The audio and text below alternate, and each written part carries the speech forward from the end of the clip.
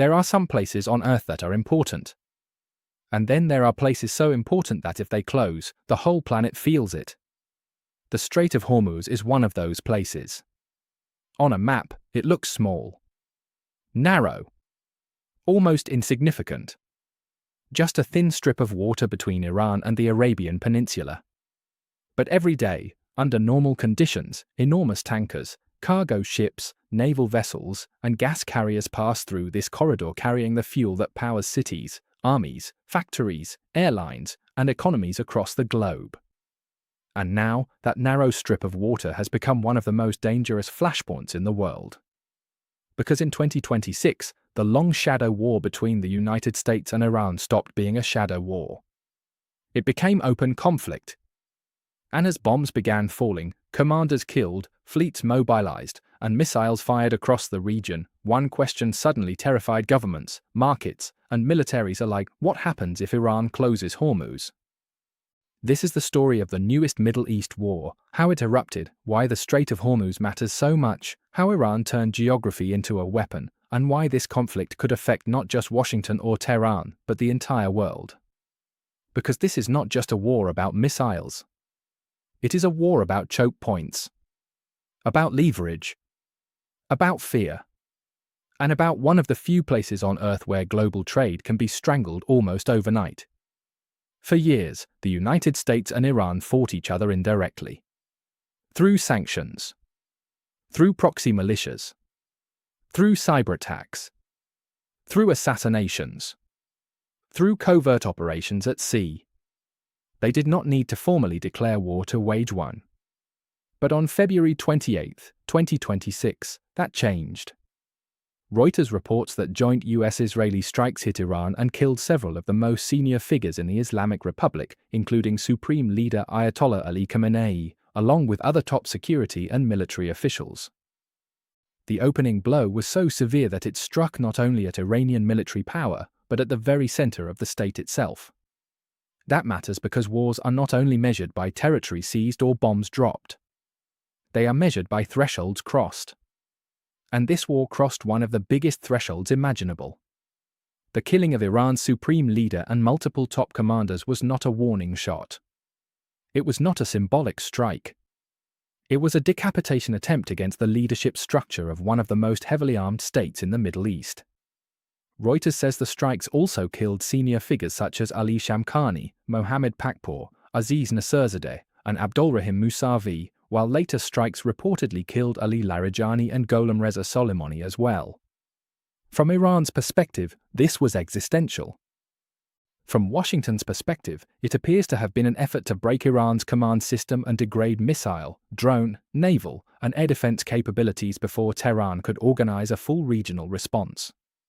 U.S. Central Command material tied to Operation Epic Fury shows American forces launching Tomahawk missiles, flying carrier operations, and conducting precision strikes on Iranian command, air defense, missile, drone, and naval targets in early March. But here is where the map starts to matter. Iran cannot match the United States ship for ship.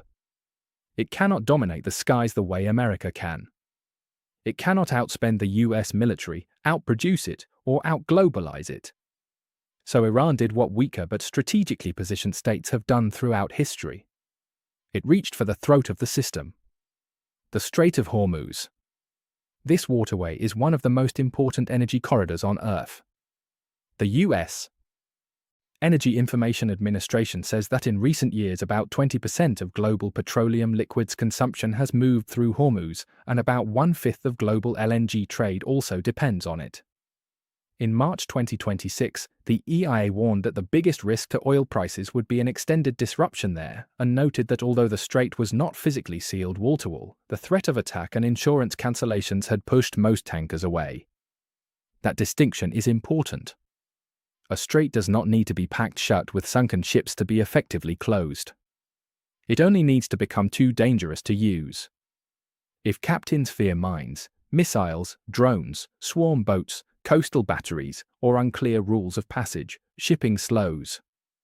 Insurance explodes. Crews refuse voyages. Charter rates surge. Energy companies panic. Governments scramble. and suddenly a narrow band of water becomes an economic weapon. That is exactly what has happened. Reuters reported on March 17 that Iran had effectively blocked almost all maritime traffic through Hormuz. At the same time, AP reported that a limited number of ships were still crossing, but selectively, under intense risk, and in far smaller numbers than normal.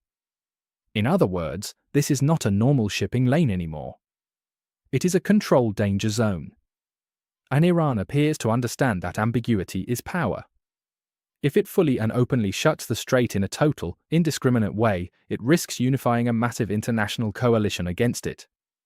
But if it makes the route dangerous, uncertain, politically selective, and militarily unpredictable, it can still hurt the world economy while keeping everyone guessing. That may be exactly the point.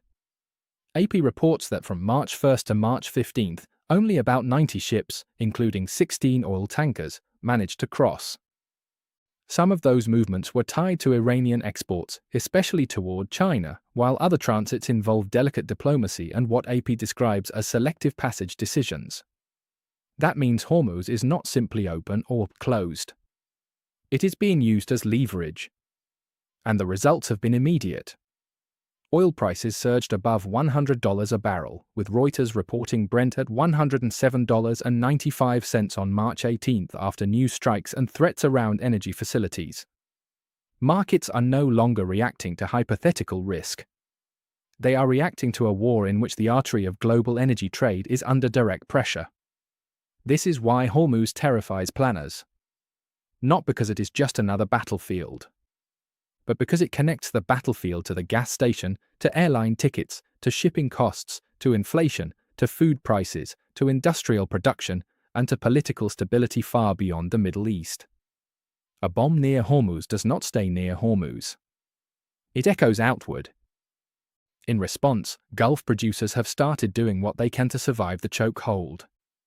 Reuters reports that Saudi Arabia has rapidly increased use of its east-west pipeline to move crude to the Red Sea port of Yanbu, and the UAE has pushed the Habshan-Fujairah pipeline to maximum capacity to bypass the strait. Saudi flows through that system reportedly surged from an average of 1.7 million barrels per day in 2025 to a record 5.9 million barrels per day on March 9, with a goal of reaching the line's full 7 million BPD capacity. The UAE's bypass line was reported to be moving around 1.8 million BPD, near maximum. But bypass routes are not a magic solution. They help. They relieve pressure. They prevent total collapse. But they do not replace Hormuz entirely.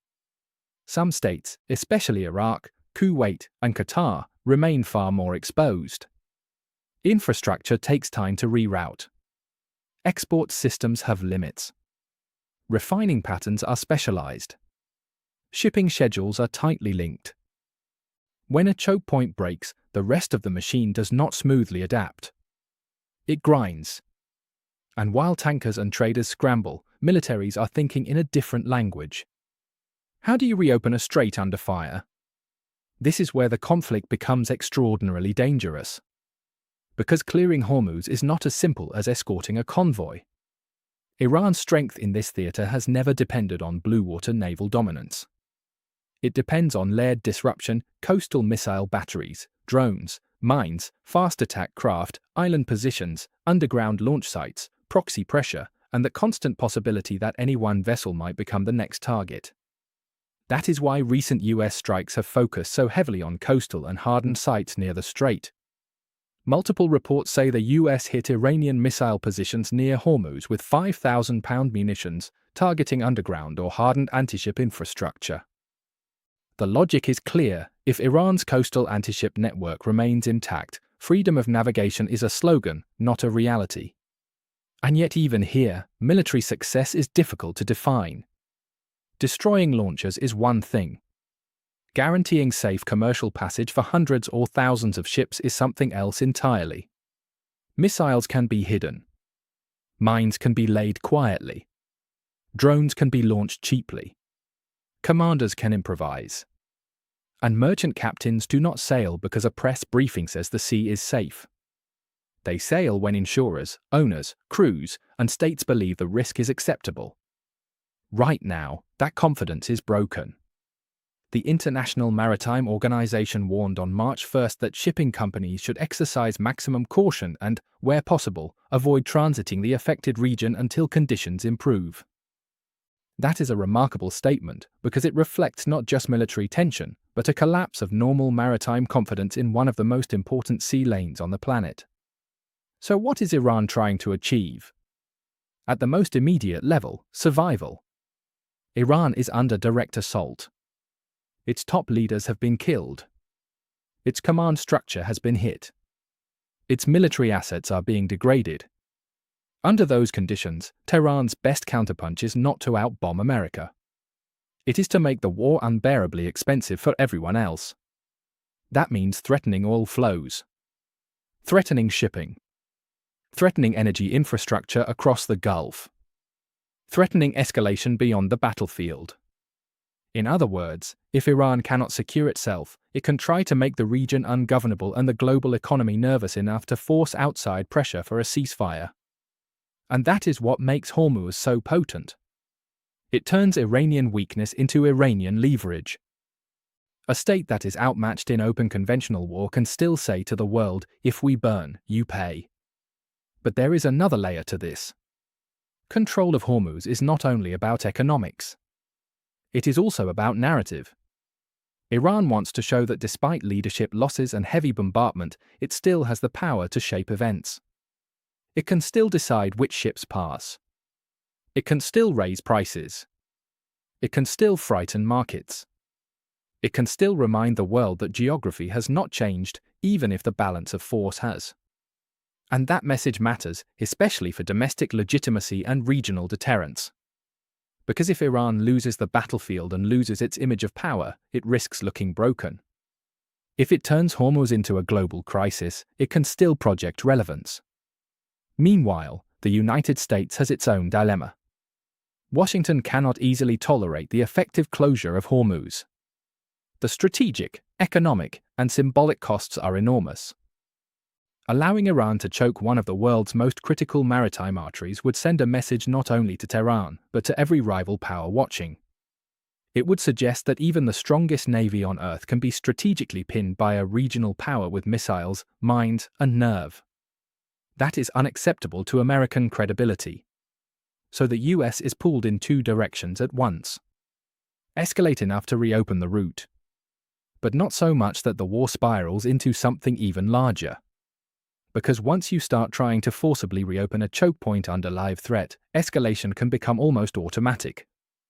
An escort mission becomes a strike. A strike becomes a retaliation. A retaliation becomes a regional firestorm. And then every base, tanker, refinery, and allied capital in the Gulf becomes part of the same war. We are already seeing signs of that regionalization. Reuters, AP, and other outlets report attacks, retaliatory threats, and widening instability affecting shipping, energy facilities, and Gulf states beyond Iran itself. The conflict is no longer confined neatly to one front. It is bleeding across the wider region. There is also a brutal irony here. Even as Iran squeezes Hormuz, AP reports that Iran itself has still been exporting oil through selective or dark movements, with much of it reportedly going to China. So the same state using the strait as a weapon is also exploiting it as a lifeline. That contradiction is not accidental. It is strategy. Iran appears to be signaling that the waterway is closed not to everyone equally, but to enemies first. That makes the strait not just a military zone, but a political sorting mechanism. Friends, neutrals, and adversaries may all face different levels of access. And that is incredibly dangerous, because once passage through a global choke point becomes dependent on wartime alignment, the line between commerce and coercion disappears. So where does this go next? There are several possibilities, and all of them are serious. The first is that the United States and its partners continue degrading Iranian coastal and naval capabilities until enough shipping confidence returns for partial reopening. The second is a prolonged period of semi-closure, not a complete shutdown, but a chaotic, selective, high-risk environment in which only some ships move, prices stay elevated, and the world economy absorbs constant shocks. The third is wider escalation, more strikes on Gulf energy infrastructure, more regional missile exchanges, more attacks at sea, and a broader war whose economic consequences stretch far beyond the Middle East. And the fourth is diplomacy forced by exhaustion, not because anyone suddenly trusts anyone else, but because the cost of continuing becomes too high. Even Iran's foreign minister has already been speaking publicly about the need for a new Hormuz protocol after the war, a sign that Tehran knows this crisis has changed the rules of the game. But for now, this much is clear: the Strait of Hormuz is not just adjacent to the war. It is one of the war's central weapons. This is why military historians pay attention to geography. Because sometimes geography decides what ideology cannot. It creates pressure points. It offers shortcuts to power. It lets states punch above their weight. It transforms narrow waters into global fault lines. And Hormuz may be the purest example of that in the modern world. A place only a few miles wide in critical transit lanes. A place watched by missiles, drones, patrol boats, satellites, and nervous traders. A place where fear alone can reshape markets. A place where a regional war can become an international economic emergency. So when people ask why this conflict matters, or why the world is so focused on this narrow strip of water, the answer is simple. Because modern civilization runs on flows. Flows of oil. Flows of gas. Flows of ships.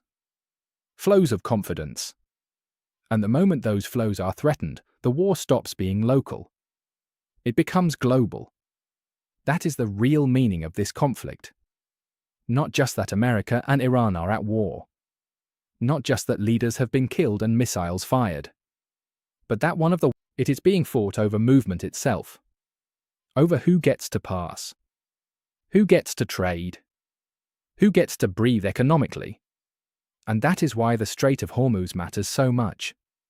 Because in war, sometimes the most powerful weapon is not the bomb that falls. It is the passage that does not open.